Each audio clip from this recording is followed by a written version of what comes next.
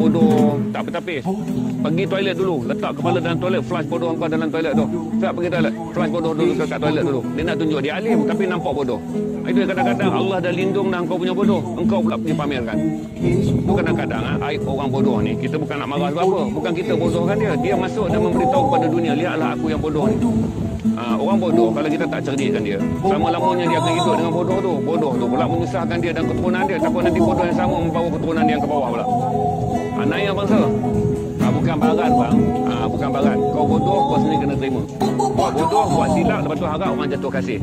Tak cerdik, tak kerti, lepas tu buat komen yang tak masuk akal, lepas tu harap jadi bangsa. Jangan marah, jangan baran.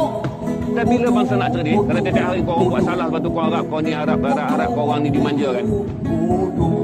Masa ni jangan baran. Asal kena tegur, jangan baran. Sebab tu kau orang jadi generasi kuih lapis. Tarik selapis, bodoh lapis lagi. Kuih lapis kan berlapis-lapis. Tarik selapis, ada lagi lapis. Tarik lapis, ada lagi lapis. Tak sindir orang. Orang hentam balik. Janganlah baran, janganlah baran. Adalah bodoh. Lepas tu nak menegur orang.